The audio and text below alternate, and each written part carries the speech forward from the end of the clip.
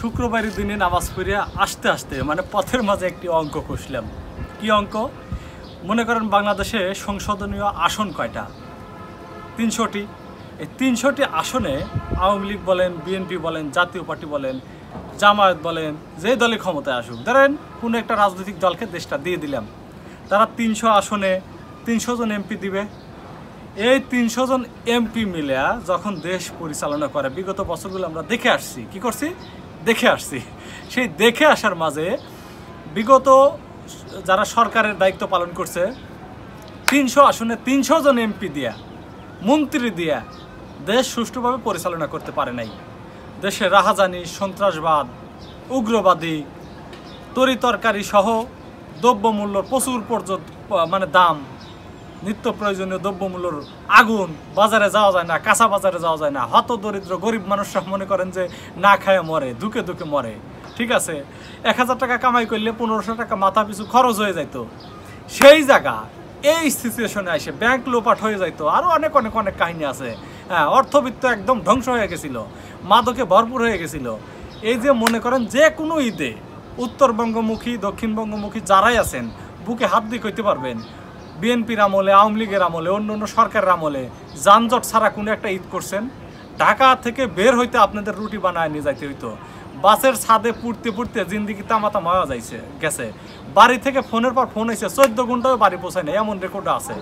এই সময়ে এই অন্তর্বর্তীকালীন সরকার, তত্ত্বাবধায়ক সরকারের মতো ডক্টর ইউনূস সাহেব অল্প কয়েকজন উপদেষ্টা মণ্ডলী দিয়া তার একটি অন্তর্বর্তীকালীন সরকার সাজায়া দেশটা পরিচালনা করতেছে। এই গত রমজান মাসটা যে গেল, এই রমজান মাসে কাঁচা বাজার সহ দ্রব্যমূল্যর যে এত দাম কম গেছে, আপনারা শান্তি পাইছেন না ভাই? আমি কিন্তু শান্তি পাইছি, একদম কোনো বিজ্ঞাপন না, সঠিক কথা বলতেছি ভাই, খাঁটি কথা। ঠিক আছে, সেই জায়গা এমপি মন্ত্রী লাগে না, তার অল্প কয়েকজন উপদেষ্টা মণ্ডলী সাজা কাঁচা বাজার দ্রব্যমূল্য সব কিছু মনিটরিং করে সুন্দরভাবে রমজান পালন করছে সাধারণ মানুষ। সেই সাথে গত পবিত্র ঈদ উল ফিতরে কি সুন্দরভাবে দেখেন আপনারা ঈদ যাত্রায় বাড়িতে গেছেন। আমি তো দেখে অবাক হয়ে গেছি, এটা কিভাবে সম্ভব ভাই, কিভাবে সম্ভব? এই বাংলাদেশে যানজট মুক্ত ঈদে যারা বাড়ি গেছে তারাই একমাত্র বলতে পারবে। সকালে রওনা দিছে, ভাবছে যে রাত হয়ে যাবে, কিন্তু 10টার ভিতরে বাড়ি গোসল মোসল দিয়ে ঘুম পাড়তেছে ভাই।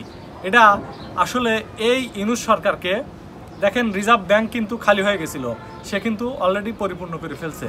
বিভিন্নভাবে চীনের কাছ থেকে কোনো বিনিয়োগ নাই, কিছু নাই, চীনের কাছ থেকে 3টা হাসপাতাল দাবি করে ফেলছে, হাসপাতাল নির্মাণ করবে বাংলাদেশে। এই ইউনূস সরকারের চমক যদি আমরা একটু তাদের সুযোগ দেই, মনে করে আরও কিছু দেখব। পাকিস্তান, এই আওয়ামী লীগ সরকার পাকিস্তানকে রাজাকার বলতে বলতে মুখে ফেনা তুলে ফেলছে। সে পাকিস্তান সরকারকে কোনো কিছু করতে পারে নাই। ইউনূস সরকার এসে কিন্তু অলরেডি ক্ষমা করার জন্য তাদের মানে পাকিস্তানকে বলছে গণহত্যার জন্য আপনারা ক্ষমা চান, এবং ওই যুদ্ধের সময় বাংলাদেশ থেকে যে ক্ষতি করছেন সে ক্ষতিগুলো আপনারা পোষায় দেন, আমাদের টাকা দেন, এবং যারা পাকিস্তানি নাগরিক বাংলাদেশে আটকা পড়ছে তাদের ফেরত নেন। কি সুন্দর, মানে নতুন নতুন চমক খেলা, তুরি দিদি চমক দেখাচ্ছে কিনা ডক্টর ইউনূস সরকার। তাই আমার মতে ইউনূস সরকারকে আরও সুযোগ দেওয়া উচিত আমাদের দেশটা বিনির্মাণ এবং সুন্দরভাবে দেশটা গঠন করতে।